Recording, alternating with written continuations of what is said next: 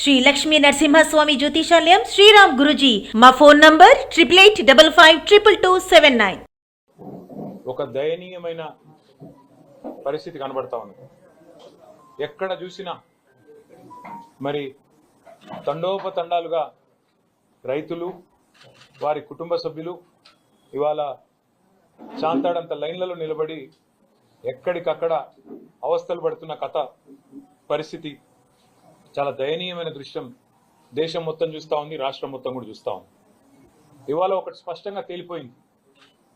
ఈ రాష్ట్ర ప్రభుత్వానికి చిల్లర రాజకీయాలు చేయడం తెలుసు, బురద జల్లడం తెలుసు, కానీ ఒక్క పని కూడా పనికొచ్చే ఒక్క పని కూడా చేత కాదు అనేది స్పష్టంగా తేలిపోయింది. చేతగాని కాంగ్రెస్ ప్రభుత్వ పరిపాలన వల్ల ఇవాళ రైతులు ఒక బస్తా ఎరువు దొరకక ఆగమాగమైపోయే పరిస్థితి కూడా ఇవాళ రాష్ట్రంలో కనబడతా ఉన్నది.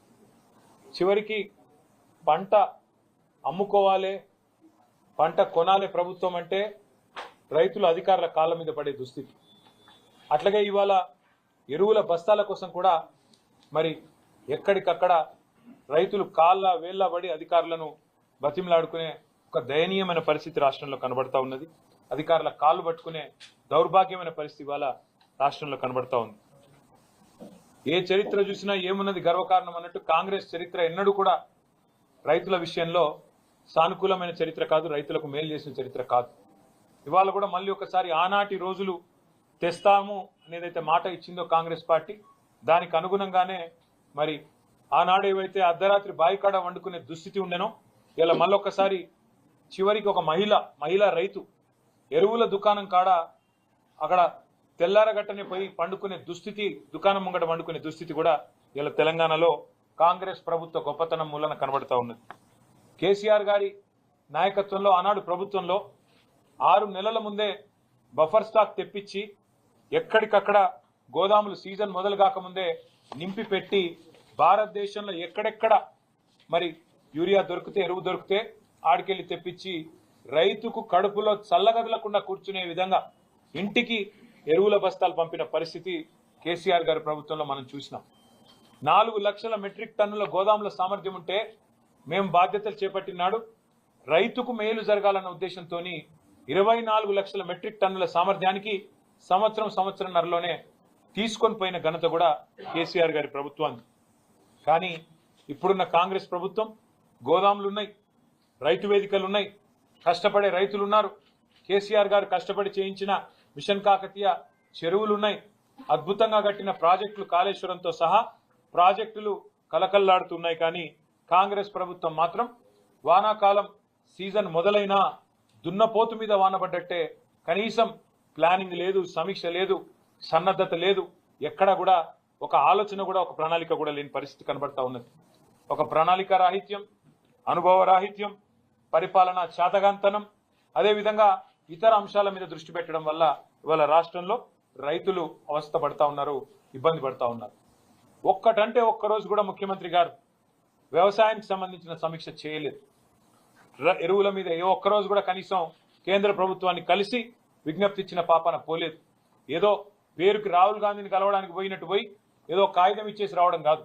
సిన్సియర్గా, సీరియస్గా ఇక్కడ ఏ పరిస్థితి ఉంది, ఎట్లా వ్యవసాయ విస్తరణ కేసీఆర్ గారి కాలంలో జరిగింది, దానికి తగ్గ విధంగా ఎంత ఎరువు కావాలి అనే ఒక ఇండెంటు రాష్ట్ర ప్రభుత్వం నుంచి ఎన్నడూ కూడా పోలేదు.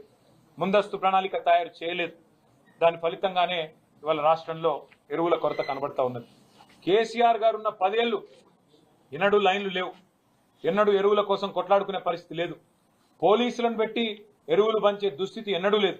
మరి ఇవాళ రాష్ట్రంలో ఈ పరిస్థితి ఎందుకు వచ్చింది? కాంగ్రెస్ ప్రభుత్వం రాగానే రాష్ట్రంలో ఉన్న రైతన్నలు కూడా ఆలోచించాలని చెప్పి నేను కోరుతా ఉన్నా. ఇవాళ రాష్ట్రంలో పోలీసులు 2 పనులు చేస్తున్నారు. అయితే ఒకటి బీఆర్ఎస్ నాయకుల మీద కేసులు పెట్టాలి, ఎట్లా సోషల్ మీడియాలో పోస్టులు పెట్టినా కూడా చిన్న చిన్న పిల్లల్ని కూడా భయపెట్టాలనేది ఒకటి. రెండోది ఎరువుల బస్తాల కాడ కాపలా కాస్తా ఉన్నారు. ఎక్కడ రైతులు తిరగబడి అధికారులను తంతారేమో అని చెప్పి ఎక్కడికక్కడ పోలీసులను పెట్టి పోలీస్ పహారాలో ఎరువుల దుకాణాల దగ్గర మరి ఎరువులు పంచే దుస్థితిలో ఇవాళ ప్రభుత్వం ఉన్నది. వాస్తవం ఏంటి అంటే రాష్ట్ర వ్యవసాయ శాఖ కానీ, మార్కెటింగ్ శాఖ కానీ, మార్కెట్ కానీ, రవాణా శాఖ కానీ, జిల్లా యంత్రాంగం కానీ వాటి మధ్యన సమన్వయ లోపం కూడా తీవ్రంగా కనబడతా ఉన్నది. ఎందుకంటే నడిపించే నాయకుడికి వ్యవసాయం మీద అవగాహన లేదు, అటు పరిపాలన మీద అవగాహన అంతకంటే లేదు. కాబట్టి మరి వచ్చిన యూరియా కూడా కనీసం పంచే పరిస్థితి కూడా కనబడతలేదు. అట్లాగే మరి ఇంకా దారుణం ఏంటంటే ఒకవైపు చాంతాడంత లైన్లు ఏ ఊరికి పోయినా కనబడుతుంటే వేల మంది వర్షాల్లో కూడా లైన్లలో తల్లడిల్లిపోతుంటే ముఖ్యమంత్రి గారు మాత్రం రాష్ట్రంలో ఎరువుల కొరతనే లేదు, షార్టేజ్ లేనే లేదు, ఇదంతా కృత్రిమ కొరత, సోషల్ మీడియా సృష్టి అని పనికిమాలిన డైలాగులతో టైంపాస్ చేస్తా ఉన్నారు తన జూబ్లీ హిల్స్ ప్యాలెస్ లో కూర్చొని. క్షేత్రంలోకి వస్తే తెలుస్తుంది, ఊర్లు తిరిగితే సొసైటీల కాడికి పోతే రైతులను కలిస్తే దమ్ముంటే ఒక్కొక్క ముఖ్యమంత్రి కానీ ఒక మంత్రి గారు కానీ రైతుల కాడికి పోతే వాళ్ళ పరిస్థితి ఏందో వాళ్ళ బాధ ఏందో తెలుస్తుంది. నేను అభినందిస్తా ఉన్నా మా బీఆర్ఎస్ పార్టీ నాయకత్వం చాలా చోట్ల వాళ్ళ క్షేత్రస్థాయిలో రైతులకు అండగా నిలబడుతున్నారు, ఎక్కడికక్కడ ధర్నాలు చేస్తున్నారు. పార్టీ పిలుపునివ్వకపోయినా ఎక్కడికక్కడ రైతుల కోసం స్వచ్ఛందంగా వారికి అండగా నిలబడ్డ బీఆర్ఎస్ నాయకత్వాన్ని నేను అభినందిస్తా ఉన్నా. ఊరూరా రైతులు ఆధార్ కార్డులు పెట్టి వాటి మీద రాళ్లు పెట్టి క్యూ లైన్లో చెప్పులు పెట్టి మరి రాష్ట్ర ప్రభుత్వానికి సిగ్గొచ్చే విధంగా ఇవాళ మీడియా ఆ దృశ్యాలు ప్రసారం చేస్తూ ఉంటే కాంగ్రెస్ ప్రభుత్వం అవి కనబడనట్టు, రైతుల ఆక్రందనలు వినబడనట్టు, రాష్ట్రంలో కొరత లేదు అని సిగ్గులేని మాటలు మాట్లాడుతూ ఉన్నది. మొన్నటిదాకా విత్తనాల కొరత, తర్వాత సాగునీటి సంక్షోభం, కరెంటు కోతలు మరొక వైపు, కొనుగోళ్ల లేమి మరొక వైపు, ఇప్పుడు ప్రస్తుతం ఎరువుల కొరత. ఈ కాంగ్రెస్ ప్రభుత్వం యొక్క నిర్వాహకం వల్ల రైతుల్లో ఇవాళ వాస్తవానికి ఆగ్రహావేశాలు కట్టలు తెంచుకుంటా ఉన్నాయి. తిట్టని రైతులేడు ఈ ప్రభుత్వాన్ని, తిట్టని రైతులేడు, శాపనార్థాలు పెట్టని మహిళా రైతులు లేరు, వారి కుటుంబ సభ్యులు లేరు. ఒక ఎకరానికి ఒక ఆధార్ కార్డు మీద ఒకటే బస్తా అని చెప్తుంటే ఇవాళ అవస్థలు పడుతున్న రైతులు, రైతు కుటుంబ సభ్యులు.